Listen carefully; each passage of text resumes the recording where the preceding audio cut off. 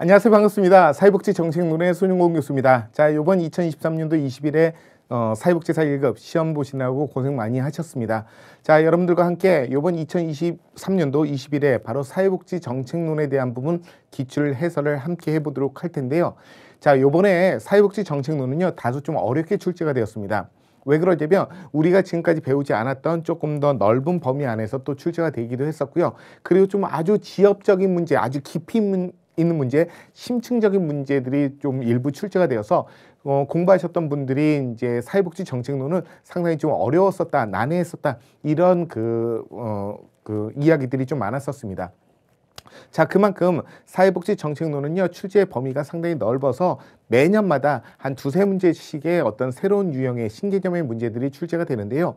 이번 2023년도에서도 세 문제가 바로 새로운 형태의 개념으로 출제가 되기도 했었습니다. 그래서 관련된 내용들과 함께 2시간에 걸쳐서 여러분들과 함께 25문제의 내용들을 함께 기출 해설을 통해서 조금 더 알고 갈 수 있는 내용들로 좀 정리를 해보고요. 앞으로 2024년도에 22회 때는 이 부분에서 조금 더 확장된, 좀 더 깊이 있는 문제가 나올 가능성이 있는 문제들은 제가 꼭꼭 씹어서 말씀을 좀 드려보도록 하겠습니다. 준비되어 계시죠? 자, 첫 번째 문제가 되겠습니다. 첫 번째 문제는요, 1942년도 베버리지 보고서에서 규정하고 있는 5대 사회악에 해당되지 않는 것은 무엇이냐. 처음에 문제를 딱 접했을 때 사회복지 정책론 좀 쉽게 출제가 되겠는걸? 라고 생각을 했겠죠. 예, 그거는 아무래도 함정이었던 것 같고요. 바로 5대 사회악이라는 것은 바로 결핍이라고 하는 궁핍, 그 다음에 질병, 무지, 나태, 그 다음에 불결이라는 부분들이죠. 그 5대 사회악을 알고 있는지를 묻는 그런 문제였었고요. 좀 쉽게 출제가 되기도 했었죠. 자, 그래서 무지, 질병, 나태, 그 다음에 결핍, 궁핍이라는 부분들이고요. 그리고 산재는 해당되지 않죠. 예, 우리가 가장 기초적인 부분들이니까 이런 문제는 뭐 틀리면 절대 안 되는 그런 문제가 되겠습니다. 자, 그래서 내용들을 보게 되면요, 사회복지 정책에 대한 전개 과정, 연구과 관련된 부분이고요. 바로 산업재해 보상과 관련된 부분, 즉 산업재해라는 것은 바로 베버리지 보고서의 5대 사회악에는 해당되지 않습니다. 참고적으로 베버리지 보고서가 지시하고 있는 사회 5대 악과 그 해결 방법에 대한 부분이죠. 결핍이 있으니까 소득을 보장해주고, 질병이 있으니까 의료를 보장해주고, 무지하니까 교육을, 불결하니까 주택보장과 그 다음에 공중위생을, 그리고 나태하니까 고용정책과 정신교육을 시켜야 된다라는 부분으로 5가지를 제시하기도 했었습니다. 자, 2번은요, 바로 이제 신개념의 문제로 출제가 되었었죠. 그래서 1번 문제 딱 풀고 자신감을 얻었는데 2번 문제를 보면서 조금 더 자신감이 이제 떨어지는 이런 부분이기도 했었는데요. 자, 사회복지 정책에 대한 평가를 갖게 되는 특징, 그 특징으로 옳은 것, 옳지 않은 것을 찾는 문제가 되겠죠. 자, 옳지 않은 것을 찾는 그런 문제를 보도록 하겠습니다.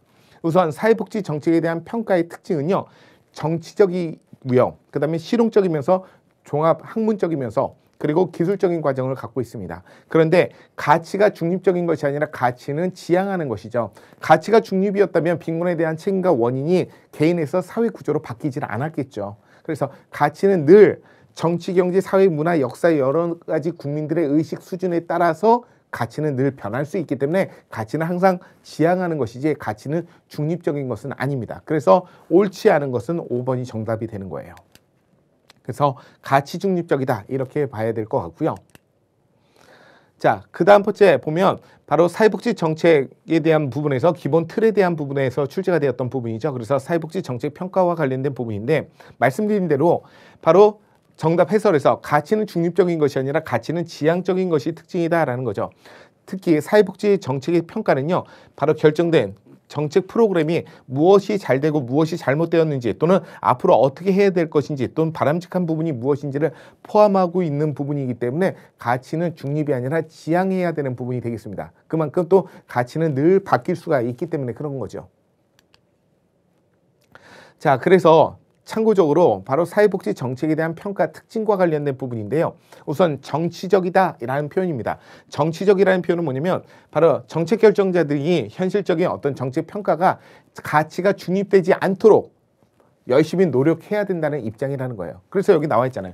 가치 중립적인 입장을 보이지 않도록 해야 된다라는 부분입니다. 그리고 실용적이다. 즉 응용 연구와 그다음에 정책 결정에 응용해서 적용할 수 있는 목표를 설정하기 때문에 실용적이 된다는 거고요. 그리고 종합 학문적이다라는 부분은 정치, 경제, 사회, 문화 등 다양한 것들에 대한 바로 사회복지의 그 다양성을 반영하고 있기 때문에 바로 종합적인 학문이라고 하는 거고요. 그리고 기술적이다라는 표현은 뭐냐면 바로 정책 목표를 위해서는요. 평가 기술에 대해서 바로 평가 기법들의 기술을 필요로 한다는 거죠. 그러면 대표적인 것이 바로 통계 기법 같은 경우에는 SPSS나 이런 부분들이고요. 그래서 과학적인 분석 기법을 사용하기 때문에 바로 기술적이다 이렇게 표현합니다. 그리고 개별 사례적이다라고 표현해야 되겠죠. 그래서 구체적인 어떤 정책 목표 프로그램이나 그다음에 그 프로그램을 적용하기 위해서는요. 개별 사례에 대해서 연구의 대상으로 보고 있는 게 바로 사회복지 정책 평가에 대한 부분입니다. 그래서 개별 사례에 대한 연구 대상은 바로 정책 평가에 대한 부분에서 귀결되는 부분이니까 이 부분을 꼭 알고 계셨으면 좋겠습니다. 그래서 이렇게 사회복지 정책 평가는 정치적, 실용적, 종합학문적, 그리고 기술적이면서 바로 개별 사례적이다라는 표현입니다.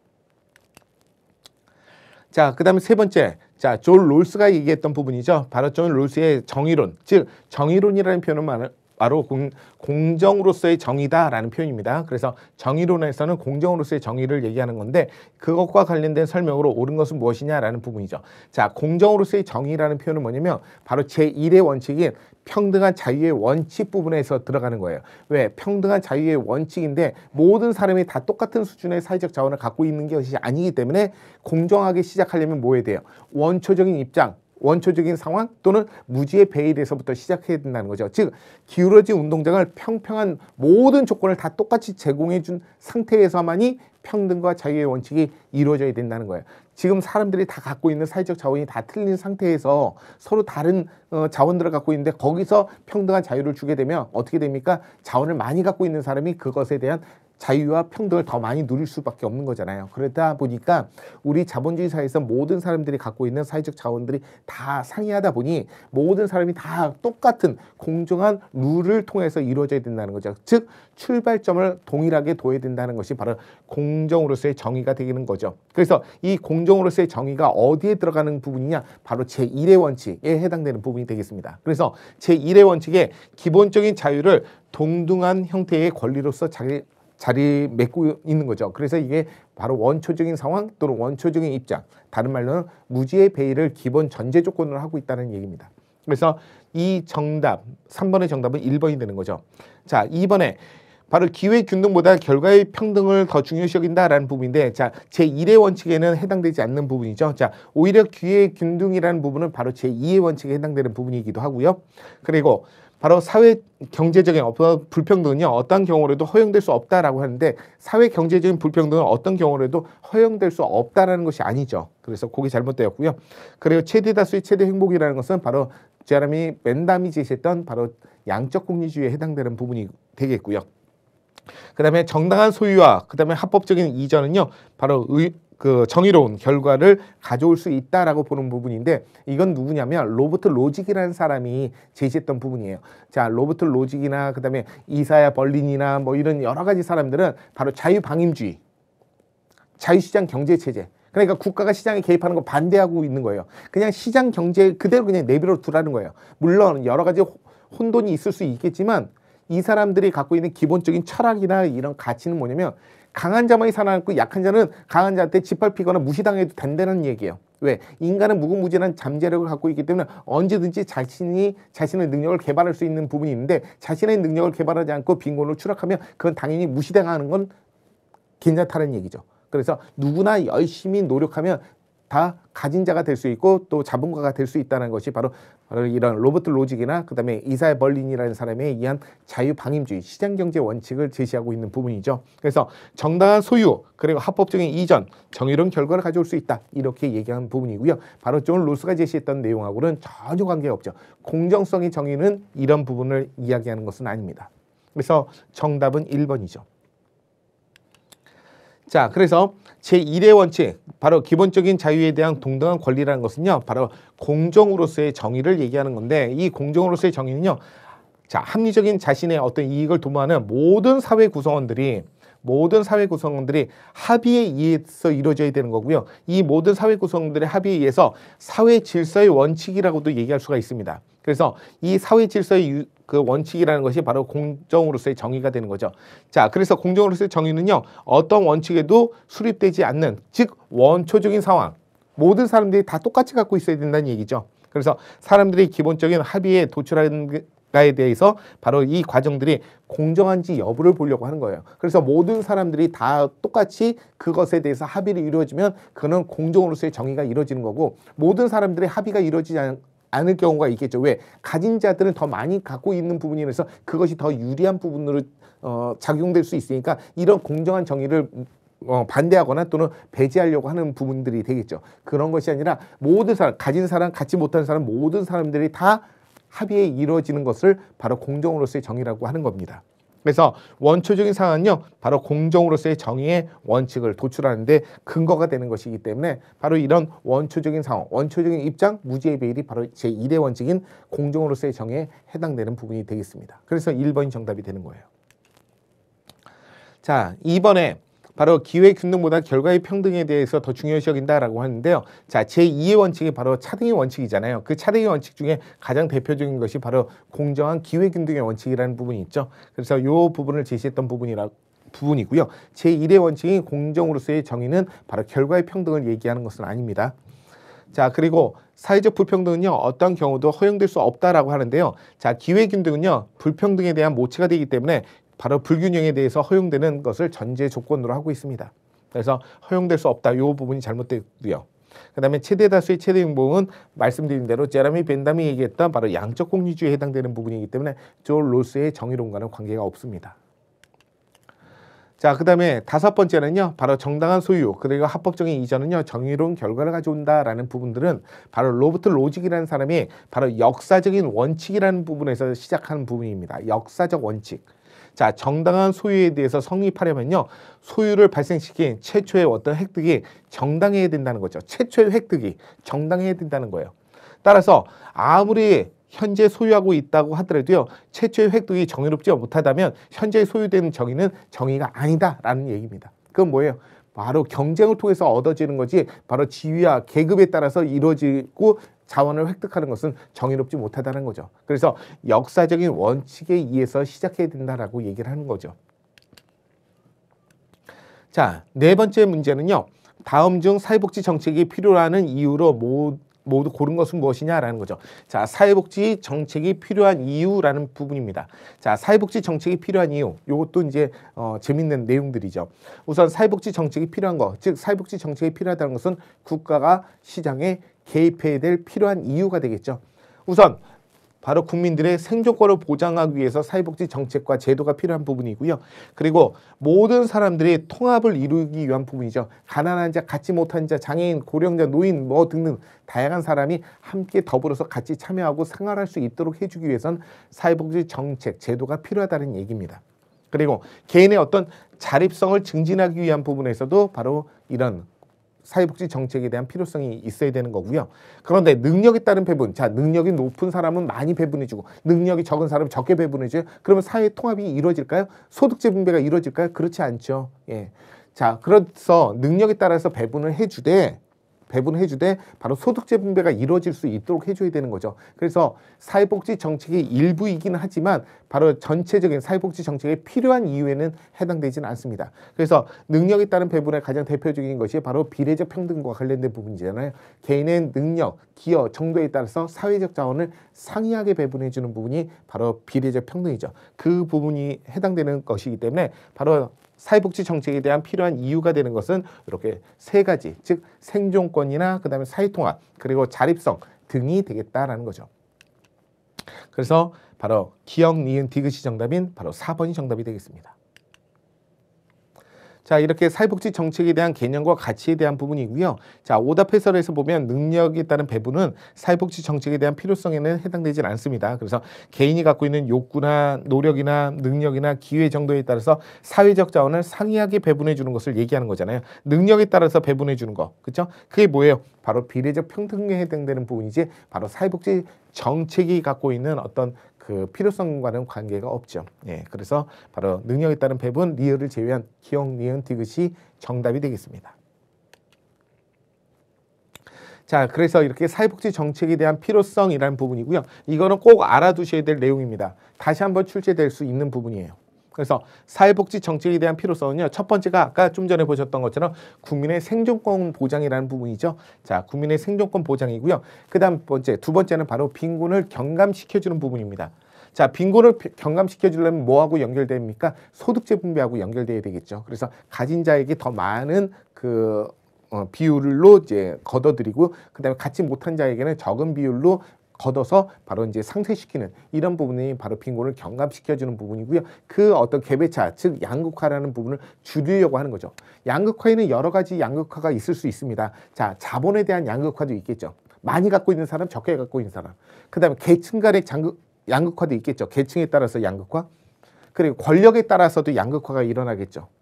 그리고 지역에 따라서도 양극화가 일어나잖아요. 뭐 예를 들면 그냥 뭐 서울 강북 쪽에 사는 사람하고 강남 쪽에 사는 사람하고 같은 지역인데도 같은 서울인데도 불구하고 강남이냐 강북이냐에 따라서 이런 양극화가 이루어지는 거잖아요.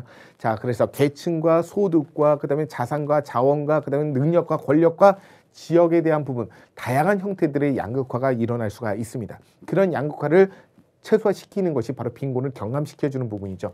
그래서 바로 평등을 증진시키기 위한 부분입니다. 자, 국가가 사회복지 정책을 통해서 사회에 개입하더라도요, 더 많은 평등 사회를 이룰 수 있다라고 보는 거거든요. 그 다음에 이렇게 생존권이라는 부분, 자기 결정권이라는 부분, 그 다음에 정상화라는 부분, 이런 것들이 모두 다 합쳐진 것을 사회통합이라고 합니다. 즉, 더불어 함께 살 수 있도록 해주는 거죠. 그래서 사회통합을 증진시키기 위한 부분이죠. 그래서 사회적 배제와는 반대되는 개념이고요. 사회적 구조하고 경제적 구조에 대한 정책 변화를 추진해서 건전한 구성원들이 되어서 화합하면서 살아갈 수 있도록 해주는 것, 더불어 살 수 있도록 해주는 것을 사회통합이라고 합니다. 그 다음 번째는 사회복지 정책이 하고 있는 필요성에 대한 그 다음 번째는 바로 사회안전이죠.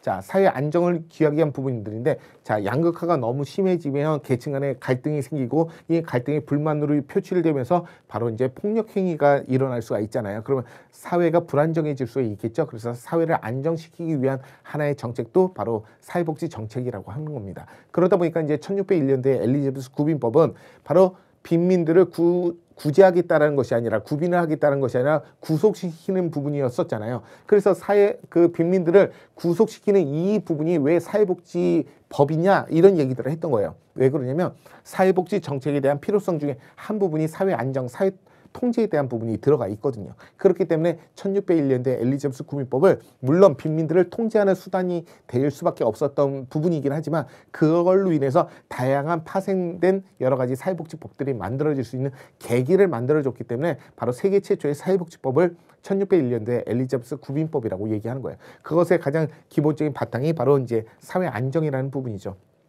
자, 그 다음 번째는 자립성입니다. 자립성. 자, 자립성, 개인에 대한 자립성을 증진시켜주기 위한 부분이죠. 그래서 모든 그 사회 구성원들, 그 개인들이 각각이 갖고 있는 능력에 따라서 성장하고 발달할 수 있도록 그 가능성을 개발해 주는 것을 자립성의 증진이라고 얘기하는 겁니다. 자, 그래서 바로 사회복지 정책에 대한 필요성은 생존권, 빈곤 경감, 평등, 사회통합과 사회안정, 그리고 자립성 증진이라는 부분이죠. 자, 그 다음에 다섯 번째, 특히 이제 다섯 번째 사회복지 정책 발달 이론은 매번 한 문제씩 출제가 된다 말씀드렸었어요. 그 중에서도 제가 꼭 5가지를 알아두라고 했죠. 자, T 마샬이 제시했던 시민권 이론, 그리고 롤스의 사회정 이론, 그리고 이제 사회민주주의. 자, 민주주의 누가 만들었어요? 노동자 계급이 정치 세력화가 되어서. 그래서 사회민주주의 이론 또는 권력자원 이론이라고 하는 거죠. 그 다음 번째는 바로 다원주의 이론, 즉 이익집단 정치 이론이라고 하는 부분들이 있었죠. 예, 그리고 이제 산업화 또는 확산 이론 이런 부분을 알아두시라고 말씀드렸는데, 자, 존 롤스가 제시했던 바로 정의론이 출제가 되었었고, 그리고 이제 사회복지 정책 발달 이론에서 바로 권력자원 이론, 즉 사회민주주의 이론이 출제가 되었죠. 자, 이렇게 그 다섯 번째 사회복지 정책 발달 이론에서 의회 민주주의에 대한 정착과 그 다음에 노동자 계급의 조직화된 힘을 강조하는 이론이 무엇이냐라는 부분이죠. 자, 노동자 계급이 정치 세력화가 된 게 뭐예요? 사회민주주의. 민주주의는 노동자들이 만들었다. 뭐 이렇게 그냥 얘기를 했었잖아요. 그래서 이 사회민주주의 이론을 우리는 권력자원 이론이라고 합니다. 자, 이게 바로 사회민주주의 이론이죠.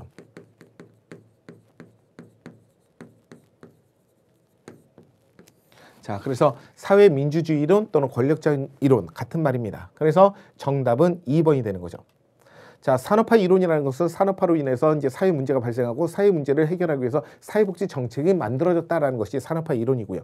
확산 이론, 또 다른 말로는 뭐 전파 이론이라고 하는데요. 바로 이렇게 사회복지 정책 발달이 이제 확산되었다, 전파되었다는 부분이죠. 그래서 확산 이론에는 크게 두 가지가 있잖아요. 하나는 위계적 확산이 있고요. 위계적 확산. 또 하나는 바로 공간적 확산. 자, 위계적 확산은 다시 두 가지로 나누죠. 하나는 위로부터의 확산. 또 하나는 아래로부터의 확산. 이렇게 나눠볼 수가 있습니다. 자, 위로부터의 확산은 뭐냐면 선진국의 복지 정책을 후진국에 전파하는 것. 즉 전파입니다. 전파. 선진국이 후진국에게 전파하는 것을 위로부터의 확산이라고 하는 거고요. 아래로부터의 확산은 후진국이 선진국의 복지 정책을 벤치마킹, 모방을 하는 걸, 모방. 선진국의 복지 정책을 모방하는 것을 아래로부터의 확산. 그리고 공간적 확산이라는 것은 바로 지리적인 영역이죠. 지리적으로 가깝게 있으면 확산에 대한 속도가 빠르고요. 받아들이는 속도가 빠른 거죠. 근데 너무 멀리 있으면 받아들이는 속도가 늦어질 수 있겠죠. 그래서 이걸 공간적 확산이라고 합니다. 그리고 사회 양심 이론. 자, 사회 양심 이론은 바로 인간은 인도주의적인 입장에서 이제 바로 어려운 사람들을 위해서 도와주기 위해서 만들어졌다라는 것이 바로 사회 양심 이론이고요. 자, 국가 중심 이론은요. 국가가 독자적으로 만들어졌다. 바로 사회복지 정책을 만들었다. 이런 표현이 바로 이제 국가 중심 이론이 되겠습니다. 자, 그래서 권력자원 이론은요. 바로 복지국가에 대한 발전은 노동자 계급이 정치 세력화가 되어서 확산되는 그런 결과로 바로 사회복지 정책이 만들어졌다라고 얘기하는 거죠. 그래서 자본과 노동의 어떤 계급이죠. 자본과 노동의 계급의 갈등에 초점을 두면서 복지국가의 어떤 발전 요인들에 대해서 좌파 정당이나 노동조합에 대한 성장 등의 정치적 변수가 주목되었던 부분입니다. 그래서 사회민주주의 이론이라고도 하는데요. 사회민주주의 이론 중에서도 특히 복지국가에 대한 발전을 설명했던 것이 바로 이 권력자원 이론이라고 할 수가 있겠습니다. 그래서 사회민주주의 이론이라는 큰 틀 속에 권력자원 이론이 있는 것입니다. 자, 그래서 산업화 이론. 자, 산업화 이론은요, 말씀드린 대로 이제 새로운 욕구나 사회 문제가 발생하면 그런 사회 문제를 해결하기 위해서 바로 사회복지 정책이 필요하게 되었다라는 부분이고요.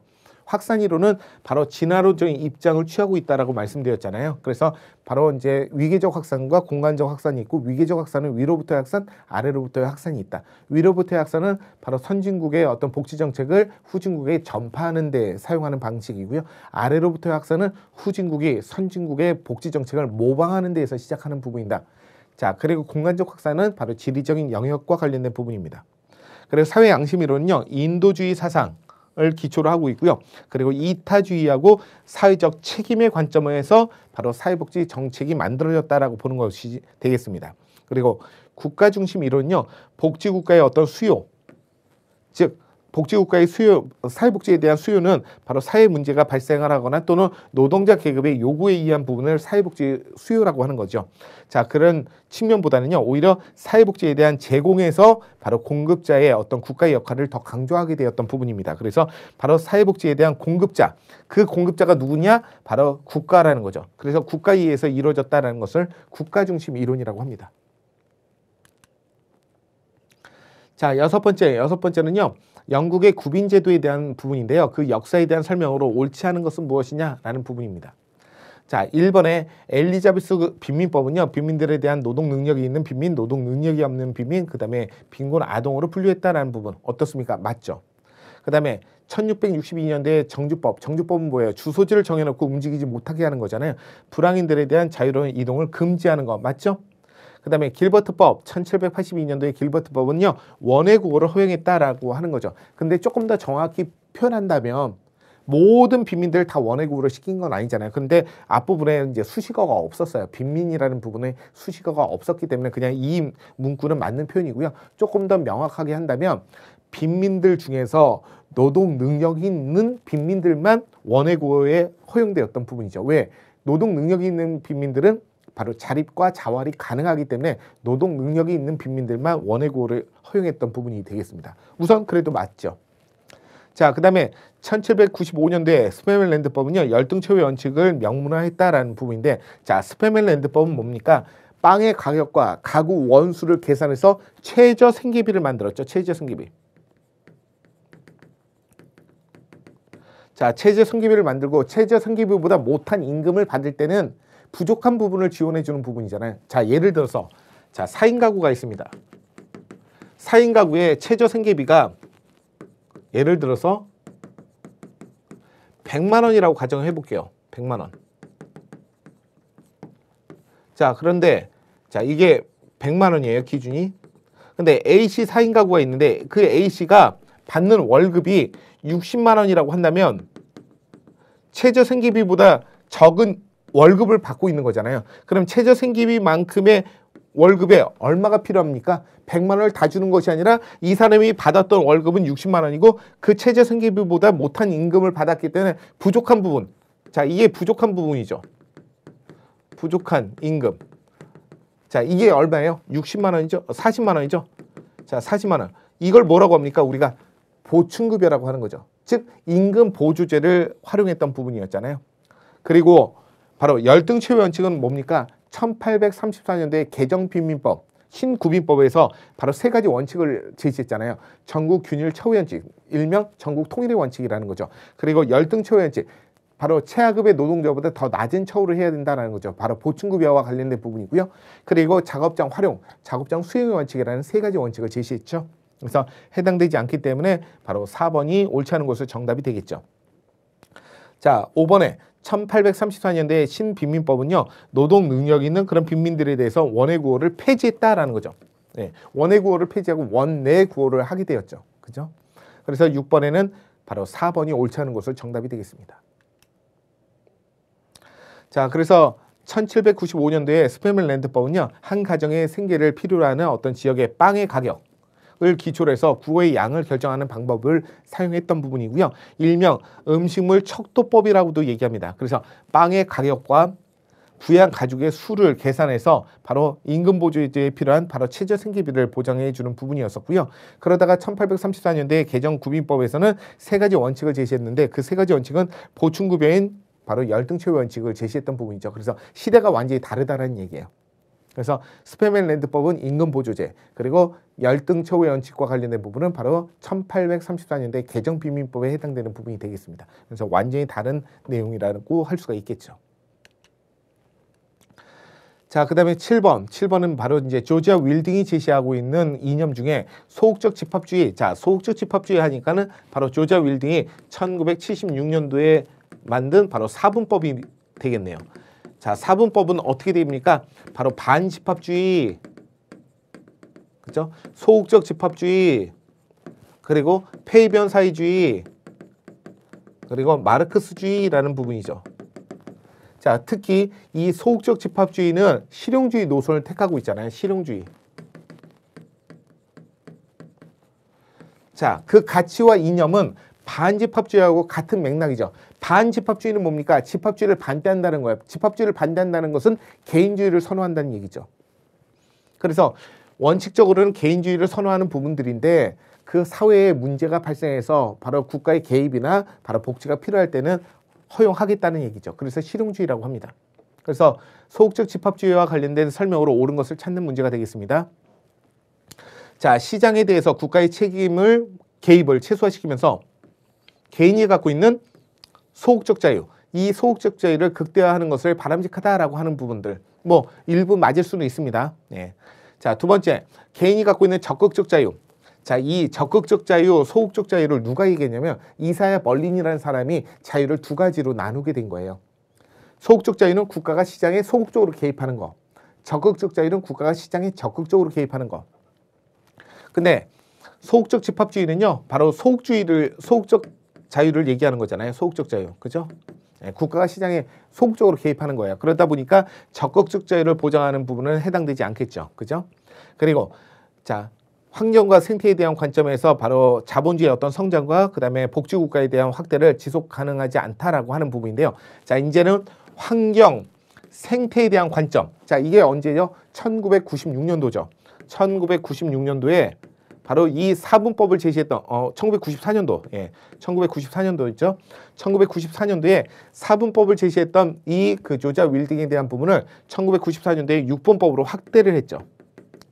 자, 이 6분법으로 확대했던 것은 뭐냐면 1990년대 초반에 바로 이제 소련이라고 하는 소비에트 연방이 이제 해체가 돼 버렸단 말이죠. 그러다 보니까 이제는 기존에 있었던 4분법 갖고는 이제 적용하기 어려워서 바로 6분법으로 확대를 했는데, 이 6분법에 이제 두 가지가 더 추가가 되었던 거잖아요. 그 중에 하나가 바로 녹색주의 또는 생태주의라는 부분하고요, 페미니즘이라는 부분이 되겠습니다. 자, 그 중에서도 바로 환경과 생태적인 부분, 이 환경을 훼손해서는 절대 인간의 복지는 있을 수 없다는 것이잖아요. 예. 그래서 자본주의 성장과 복지 국가는 지속될 수가 없다. 환경을 파괴해서는. 그래서 환경과 생태에 대한 부분을 중요시 여기는 게 이게 바로 이제 녹색주의, 생태주의가 되겠죠. 그리고 복지 국가는 노동의 어떤 성분업과 그 다음에 자본주의의 어떤 가부장적인 고착화시키는 역할을 했다는 부분이죠. 그래서 복지국가를 제한적으로만 인정했던 부분들, 바로 페미니즘입니다. 즉 양성평등을 얘기하려고 했던 부분이었죠. 그리고 다섯 번째, 시장의 어떤 약점을 보완하고 불평등한 빈곤에 대해서 대응하기 위해서 실용적인 국가 개입을 필요로 한다. 자, 실용적인 국가 개입을 필요로 한다라는 부분, 여기가 이제 포인트가 되겠죠. 그래서 바로 소극적 집합주의는 실용적인 국가의 개입을 필요로 하는 바로 5번이 정답이 되는 겁니다. 자, 1번은 바로 반집합주의를 얘기하는 거죠. 자, 그래서 1번은 반집합주의와 관련된 부분이고요. 그 다음에 바로 개인의 어떤 적극적 자유를 보장하면서 철저한 계획을 통해서 생산수단의 어떤 국유화가 필요하다. 자, 생산수단의 국유화가 필요하다는 것은 바로 마르크스주의를 얘기하는 거고요.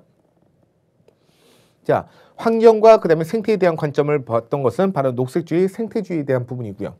그 다음에 노동에 대한 성분업, 그 다음에 자본주의의 어떤 가부장제를 고착화시키는 거, 바로 페미니즘과 관련된 입장이었죠. 자, 8번 되겠습니다. 8번은 에스미 앤더슨이죠. 에스미 앤더슨은 탈상품화, 그리고 계층제, 그리고 시장과 가족과의 관계라는 이 세 가지를 기본 전제로 해서 자유주의 복지국가, 조합주의 복지국가, 그리고 사회민주주의 복지국가를 제시했던 학자가 바로 에스미 앤더슨이 되겠습니다. 자, 그런데 이 에스미 앤더슨에 대한 복지국가 유형에 대한 설명인데요, 옳지 않은 것을 찾는 문제가 되겠죠. 우선 탈상품화, 계층화 등에 따라서 복지국가를 세 가지의 유형으로 분류했다. 맞죠? 바로 시장과 가족과의 관계 등이라고 했으니까 맞습니다. 자, 그 다음에 탈상품화는 얼핏 보면 맞는 것 같아요. 얼핏 보면 돌봄이나 서비스에 대한 부담을 가족에게 의존하지 않을 정도에 대한 부분을 얘기한다. 그것이 아니라 탈상품화는 바로 시장에다가 내 노동력을 팔아서 임금을 갖고 소득 활동을 하지 않아도 생활하는데 전혀 불편함이 없는 것을 바로 우리는 탈상품이라고 하는 거죠. 자, 자본주의 시장, 노동시장에 내 노동력을 팔아야 되는 거예요. 내 노동력을 판다는 것은 그 내 노동력을 팔아서 내가 임금을 가지고, 그래서 즉 소득 활동을 통해서 바로 경제 활동을 한다는 것을 의미하는 거거든요. 그렇기 때문에 돌봄이나 서비스에 대한 부담을 가족에게 의존하지 않는다, 그런 의미는 아니라는 거예요. 자신이 노동시장에서 노동력을 팔지 않아도 먹고 사는 데는 지장이 없는 거, 이걸 탈상품이라고 하는 거죠. 그래서 옳지 않은 것은 바로 2번이 정답이 되겠네요. 자, 사회민주주의 복지국가는요, 탈상품화에 대한 정도가 상당히 높고, 그 다음에 보편주의를 제공하려고 하는 거죠. 그 다음에 보수주의 복지국가 대표적인 것이 바로 유럽인데요. 자, 사회보험은 바로 지역 집단에 따라서 분절적으로 운영되고 있다. 그렇죠. 그래서 뭐라고 합니까? 보수주의 복지국가를 조합주의 복지국가라고 하는 거잖아요. 바로 분절이라는 표현은 뭐야? 서로 연결되지 않고 끊겨 있다는 얘기잖아요. 어떻게 됐습니까? 제가 그래서 바로 에스미 앤더슨은 계층과 지위에 따라서 상이하게 급여를 제공해 준다는 부분, 이게 바로 분절이거든요. 분절. 큰 노동조합, 자, 조합, 작은 조합, 네모난 조합, 세모난 조합, 동그라미 조합, 다양한 조합들이 그대로 그냥 존재하는 거예요. 우리는 이걸 행정 통합을 했는데, 바로 비스마르크의 사회보험에서는 비스마르크는 이 사회보험을 만들어 주려고 했던 것이 아니었었잖아요. 얻어 걸린 거죠. 얻어 걸린 거.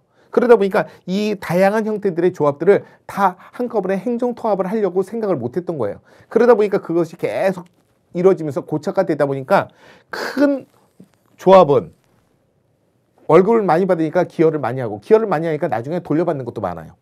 조그만 조합은 월급이 적은 사람들이고 적은 사람들이니까 적게 기여를 해요. 적게 기여하니까 사회적 위험이 발생하면 바로 보험금, 급여도 적게 받는다는 거죠. 그러니까 서로 단절되어 있다는 거잖아요. 같은 사회보험인데도 불구하고 어떤 조합에 가입되어 있느냐에 따라서 달라지는 거예요. 그래서 우리가 일명 보수주의 복지국가 또는 조합주의 복지국가라고 얘기하는 겁니다. 바로 분절 때문에 생기는 문제죠. 그 다음에 다섯 번째는 바로 자유주의 복지국가인데요. 공공부재의 역할을 크게 강조하고 있고요. 탈상품화에 대한 정도가 상당히 낮습니다. 어느 나라일까요? 바로 미국과 캐나다를 드는 거고요. 그리고 사회민주주의 복지국가, 즉 탈상품화에 대한 정도가 가장 높고 그리고 보편주의 프로그램을 제시하고 있는 것은 북유럽 국가를 얘기하는 거죠. 스칸디나비아 반도에 있는 스웨덴, 핀란드, 덴마크, 노르웨이 이런 나라들이 바로 대표적인 사회민주주의 복지국가가 되겠습니다. 자, 그래서 탈상품화라는 표현은 뭐냐면 노동자가 자신의 노동력을 상품으로 시장에 내다 팔지 않아도 살아갈 수 있는 정도를 우리는 탈상품이라고 합니다. 노동자가 자신의 노동력을 제공하지 않아도 바로 먹고 사는 데 지장이 없는 이 부분을 바로 탈상품이라고 합니다. 즉 자신의 노동시장에 일을 할 수 없는 여러 가지 어떤 상황들을 직면할 때도 있을 거 아니에요. 바로 산재나 질병이나 등등 실업이나 등. 그래서 국가의 급여를 제공받는 그런 수준에 따라서 복지국가의 유형을 세 가지로 제시하게 되었던 것이죠. 자, 그 다음 번째, 우리나라의 의료보장 제도가 있죠. 의료보장 제도는 대표적인 것이 바로 사회보험인 국민건강보험이 되겠고요. 바로 1999년도에 제정이 되었죠. 그리고 의료급여는 공공부조죠. 공공부조. 즉 생활 능력이 없거나 생활 유지가 어려우신 분들과 함께 그리고 제3의 영역들이 되는 거죠.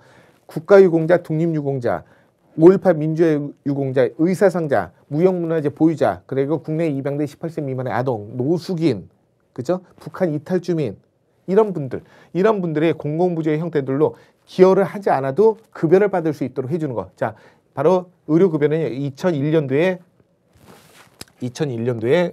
되었죠. 2001년도 제정이 되었습니다. 자, 그래서 이렇게 의료보장은 사회보험과 관련된 국민건강보험과 그다음에 공공부조와 관련된 의료급여가 있는데요. 자, 각각이 시행되는 것 중에 의료비 절감 효과. 자, 의료비 절감 효과가 가장 적은 것. 그러니까 의료비 절감이 전혀 안 되는 거 또는 부족한 거, 의료비 절감이 안 되는 또는 의료비 절감 효과가 좀 미미한 이런 표현이라는 부분이죠. 자, 우선 포괄수가제는 뭡니까? 포괄수가제는 우리 대한민국 국민들이 가장 많이 걸리는 질병이 7개 질병이 있죠. 그 7개 질병으로 입원을 해서 진료를 받는 진료 과목이 4개의 진료 과목이 있죠.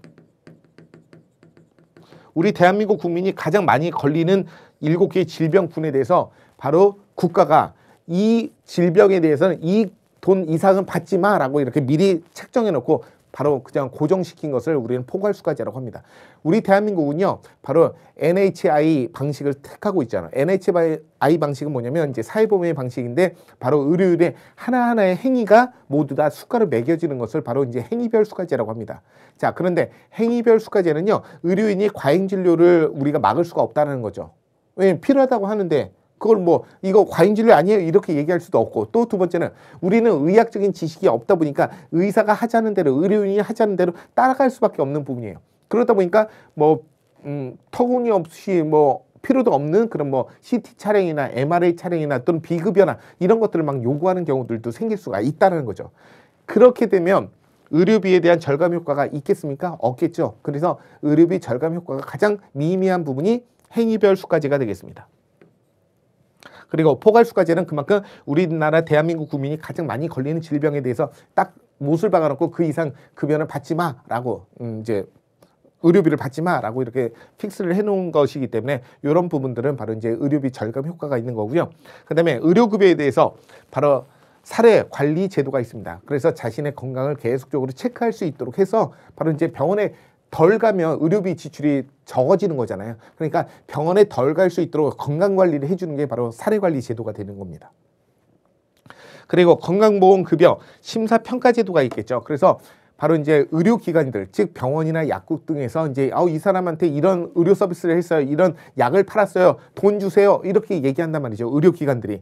그러면 이 건강보험 심사평가원에서 이게 적절한 의료 행위를 했는지, 적절한 의료 서비스를 제공했는지 그것을 따져보고 너무 과잉 진료를 했다라고 한다면 그것에 대해서 돈을 환수해서 바로 이제 환자나 그다음에 이제 소비자한테 다시 되돌려주는 이런 형태가 바로 심사평가제도가 되겠습니다. 그리고 이제 행위별 수가제. 자, 이 행위별 수가제가 바로 의료인의 행위 하나하나가 바로 다 수가로 매겨지는 부분들이거든요. 우리나라는 현재 두 가지가 같이 혼용되고 있죠. 바로 기본적으로는 행위별 수가제, 그리고 보완적으로는 포괄 수가제를 하고 있는데, 바로 의료비 절감 효과는 포괄 수가제이고요. 의료비 절감 효과가 전혀 없는 것은 행위별 수가제가 되는 겁니다. 그래서 정답은 4번이 되는 거고요. 그리고 본인 일부 부담금이라는 거죠. 그래서 이제 본인 부담금을 갖고 있는 게 건강보험과 그다음에 노인 장기 요양보험, 그다음에 의료급여가 바로 본인 부담금이라는 것이 있죠. 그래서 과잉 진료를 방지하기 위해서, 그래서 의료비 지출을 방지하고 그다음에 과잉 진료를 방지하기 위해서 일정 부분의 본인 부담금을 설정을 해놓고 있습니다. 그래서 일정 부분 본인 부담금이 있기 때문에 조금, 왜냐면 그 건강에 상당히 민감하신 분들이 있단 말이죠. 그래서 조금만 아프면 바로 병원 가고, 조금만 아프면 병원 가고 약국 가고 막 이런 분들이 있으면 너무 과잉 진료를 많이 받게 되는 문제가 생기는 거죠. 그러면 이제 의료비에 대한 부분들의 지출이 많아질 수밖에 없는 거잖아요. 개인도 의료비 지출도 많아지고 건강보험공단도 의료비 지출이 많아질 수밖에 없는 거죠. 그래서 그런 것들을 최소화시키기 위해서 일정 부분은 본인이 부담하게끔 해서 조금만 아파도 좀 참고 다른 부분으로 연결시켜서 바로 바로 병원에 가지 않아도 진료를 받거나, 또는 본인이 어떤 뭐 민간요법이나 또는 휴식이나 스트레스 해소를 위한 부분으로 의료 서비스 외에 다른 형태들로 그런 어떤 그 스트레스 해소 같은 것들을 하거나, 또는 진료를 받게 된다 하더라도 바로 이제 집에서 충분히 간단하게 할 수 있는 그런 부분이라면 굳이 병원 가거나 약국까지 않아도 해결할 수 있는 부분을 바로 집에서 해결할 수 있도록 해주는 게 바로 이런 본인 부담금이라는 부분이 되겠죠. 그래서 현재 본인 부담금, 일부 부담금을 갖고 있는 것은 의료비를 절감하는 효과를 갖게 된다고 보시면 됩니다. 자, 그래서 행위별 수가제는요, 환자가 제공하는 모든 의료 서비스에 대해서 의료인이 행위별로 계산을 해서 진료비가 책정되는 방식이 바로 행위별 수가제가 됩니다. 그러다 보니까 바로 그런 사람은 없겠지만 의료인 중에 돈에 욕심이 많아서 이제 필요도 없는 과잉 진료를 요구한다든가 뭐 이런 부분이 있겠죠. 그래서 바로 이제 우리나라의 그 진료비 그 지불 방식의 가장 기본이 되는 방식이 행위별 수가제가 되는데, 이렇게 의료인의 과잉 진료를 통해서 환자나 가족들의 의료비 지출에 대한 문제가 발생할 수도 있다라는 거죠. 말씀드린 대로 포괄수가제는요, 미리 책정해둔 일정액 진료비를 가지고 바로 2013년도 7월부터 모든 의료기관 등의 4개 진료 과목과 7개 질병군에 대해서 운영이 되고 있는 부분이 바로 포괄수가제, 질병군별 포괄수가제라고 합니다. 자, 그 다음에 두 번째, 의료급여. 의료급여를 받는 분들은 바로 공공부조의 대상이 되시는 분들이잖아요. 그런 분들에게 바로 사례관리 제도를 갖고 있는데, 이런 수급권자가 스스로 자신의 건강을 체크하고 관리할 수 있도록 지원해 주는 것을 얘기하는 겁니다. 그래서 수급권자의 건강에 대한 향상, 그리고 의료급여에 대한 재정적인 효율성을 관리하기 위해서 바로 이런 의료급여, 바로 사례관리제를 운영을 하고 있는 거죠. 자, 그리고 건강보험 급여 심사평가 제도가 되겠죠. 그래서 건강보험 심사평가원에서는요, 요양기관, 즉 병원이나 약국 등에 청구되는 요양급여에 대한 비용을 심사해서 적정성을 평가하는 그런 제도가 바로 이런 심사평가 제도가 되겠습니다. 그리고 본인 부담금이라는 부분은 이렇게 이제 피보험자는 우리가 이제 가입자를 얘기하는 거죠. 피보험자 또는 피부양자에 대해서 과도한 의료 서비스를 방지하기 위한 부분이 바로 이런 본인 일부 부담금이라는 겁니다.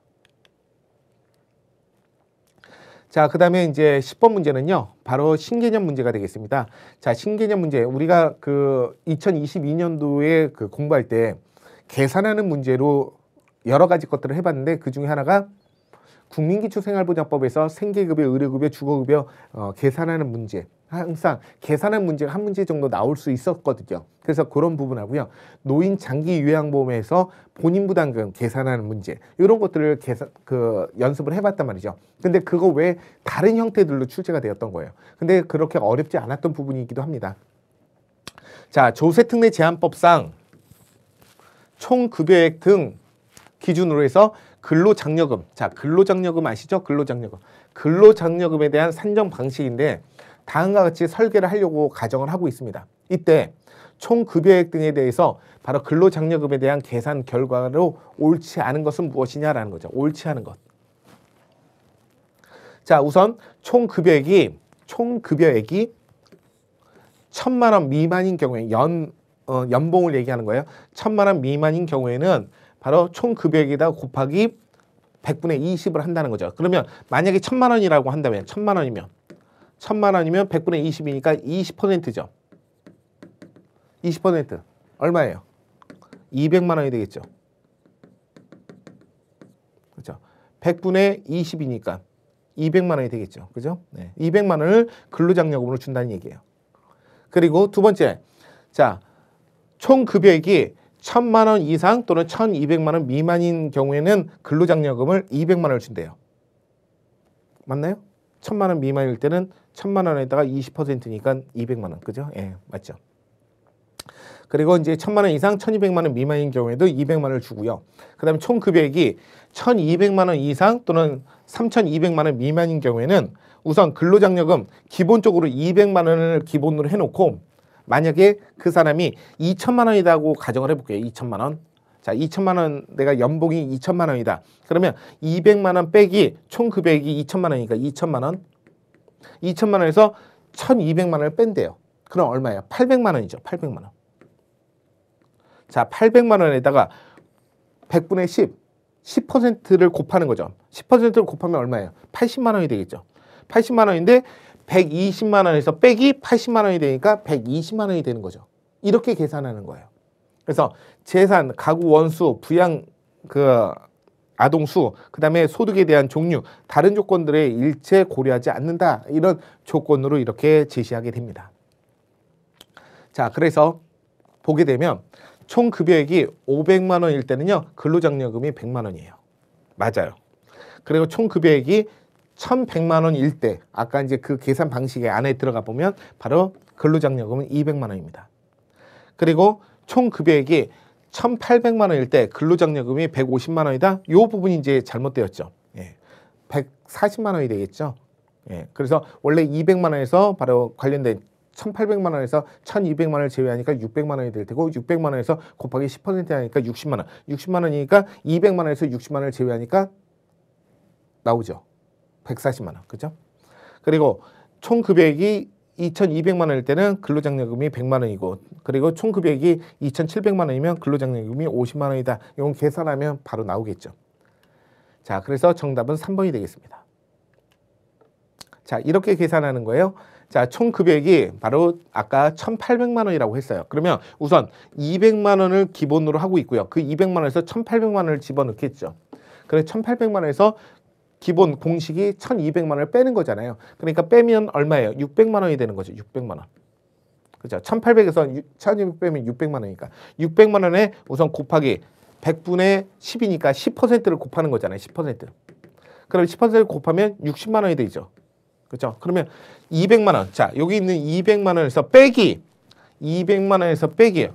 자, 계산해 보니까 얼마예요? 60만 원. 60만 원을 빼면 근로장려금은 140만 원이 되는 거예요. 자, 이런 문제 되게 괜찮은 문제죠. 그죠? 그래서 계산한 문제가 이번에 한 문제가 나왔다라는 부분입니다.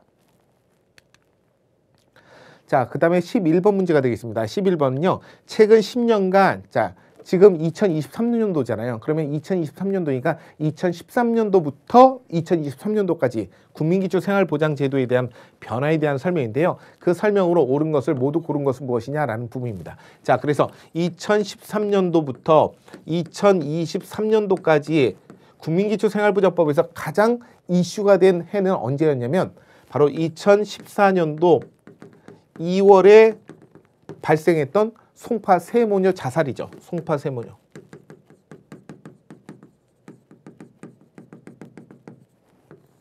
자, 송파 세모녀 자살로 인해 갖고 바로 이제 국민기초생활보장법을 전면 개정을 하잖아요. 그게 언제입니까? 2015년도 7월이었었어요. 자, 그래서 그때 이제 여러 가지 것들이 있는데 첫 번째는 바로 과거에 최저 생계비에서 이제는 기준 중위소득으로 바꿨죠. 기준 중위소득. 바꿨어요. 두 번째는 부양 의무자가 있느냐 없느냐 여부에서 그 부양 의무자가 부양 능력이 있는지 없는지 부양 능력까지 확대했죠. 확대. 자, 그 다음에 세 번째는 교육급여. 자, 교육급여 시에는 바로 부양 의무자 기준을 폐지시켰죠. 부양 의무자 기준. 부양 의무자 기준을 폐지하게 됩니다.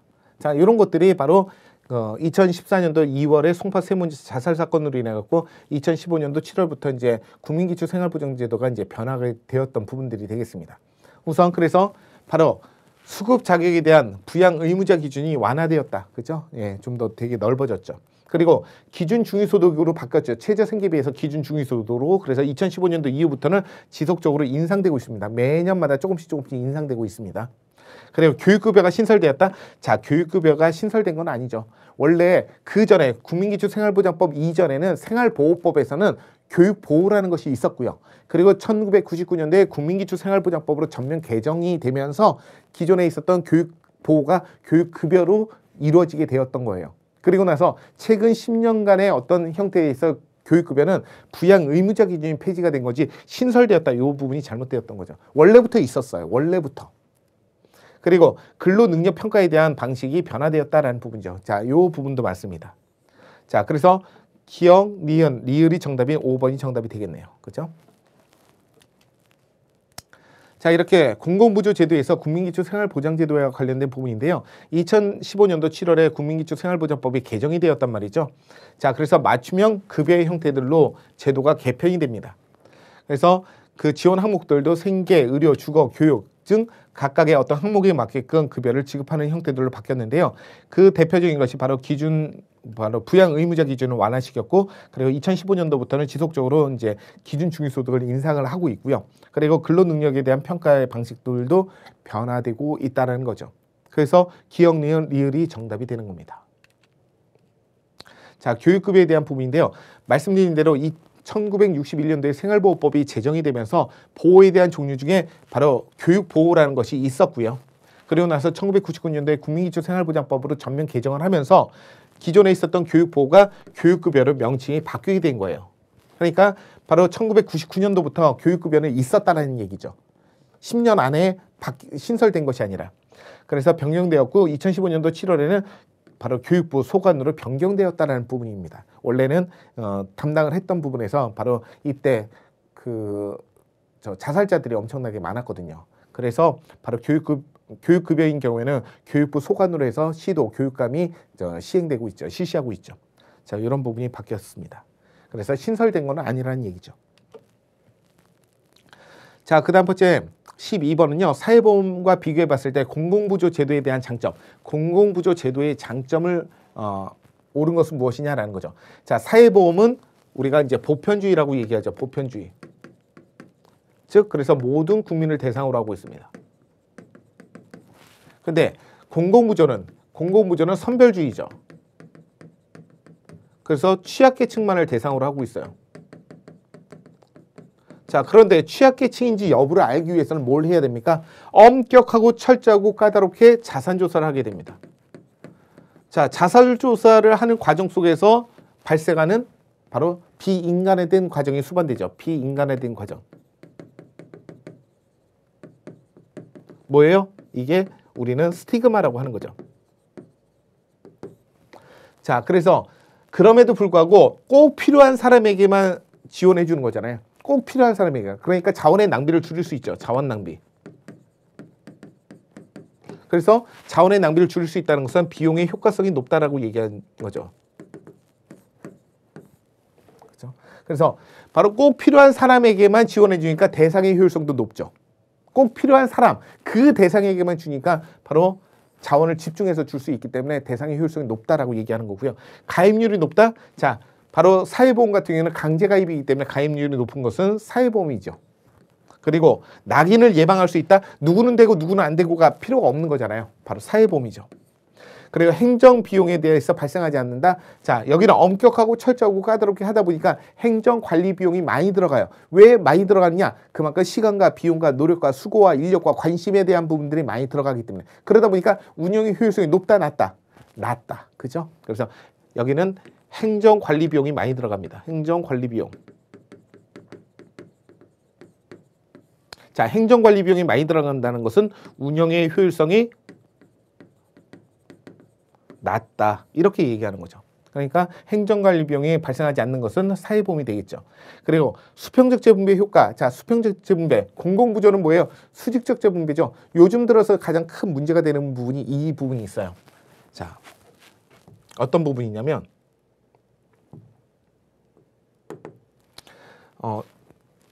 이걸 다시 한번 해볼게요. 자, 우선 국민연금. 자, 국민연금 같은 경우에는 10년 이상 가입을 하잖아요. 10년 가입을 하잖아요. 그래서 만약에 예를 들어서 바로 기여를 10만 원을 했단 말이죠. 10만 원. 그러고 나서 65세가 되면 급여를 얼마를 주냐면 40만 원을 주는 거예요. 40만 원. 국민연금. 근데 기초연금 있죠. 기초연금. 기초연금은 이분들은 기여를 안 해요. 그죠? 기여를 안 한다고요. 기여를 안 하는데 지금 2023년도에는 얼마를 드리냐면 32만 원을 드려요. 작년에는 30만 원, 올해는 급여를 32만 원을 지급합니다. 그러니까 이분들은 10년 동안 계속해서 10만 원씩 내서 40만 원을 받으니까 갭의 차이가 30만 원이고 이분들은 안 내고 32만 원을 받으니까 어떤 문제가 생겨요? 소득에 대한 역진 현상들이 발생하는 부분들이 되는 거잖아요. 그래서 이런 부분이 지금 문제가 되고 있습니다. 자, 그래서 바로 이제 수직적 재분배 효과가 큰 것은 바로 공공부조고요. 그리고 바로 수평적 재분배 효과는 바로 사회보험이 되겠습니다. 그래서 맞는 표현이고요. 자, 옳은 것, 즉 공공부조에 대한 장점은 바로 1번 대상 효율성이 높다라고 하는 것이 장점이 되겠죠. 자, 그래서 바로 그 출제 범위는요, 사회보장, 공공부조와 관련된 부분이고요. 공공부조는요, 선별주의 형식을 갖고 있어서 생활 능력이 없거나 생활 유지가 어려운 분들에게 바로 한정해서 엄격하고 까다롭고 철저하게 자산조사를 하고 그 자산조사를 통해서 욕구가 있는 대상자들에게만 급여를 지급하기 때문에 자원의 낭비를 줄일 수 있고요. 자원의 낭비를 줄일 수 있다는 것은 바로 대상의 효율성이 높다라고 얘기할 수 있다는 거죠. 자, 그래서 가입률이 높거나 그다음에 낙인이 예방되거나 하는 부분은 모두 다 이제 사회보험과 관련된 부분이 되겠고요. 그리고 행정비용이 발생하지 않는 것도 바로 사회보험, 보편주의와 관련된 부분이 되겠습니다. 그래서 운영의 효율성이 높다는 거고 운영의 효율성이 높다는 것은 시간과 인력과 노력과 수고와 비용들이 적게 든다는 거고 그렇게 시간과 인력과 수고와 비용이 적게 든다는 것은 행정관리 비용이 상대적으로 발생하지 않는다는 얘기죠. 그리고 수평적 재분배는요, 사회보험은 동등한 소득계층에게 바로 위험 발생에 따라서 재분배되기 때문에 수평적 재분배 효과는 바로 사회보험이고요. 공공부조는 수직적 재분배와 관련된 부분이 되겠습니다. 자, 먼저 오늘 내용은요, 1번부터 12번 문제까지 풀어봤고요. 다음 시간에 바로 사회복지 정책론, 바로 이제 기출 해설 두 번째 시간으로 13번 문제부터 마지막 25번 문제까지 함께 풀어보도록 하겠습니다. 오늘 첫 번째 강의는 여기까지입니다. 수고하셨습니다. 에듀윌 합격 패스.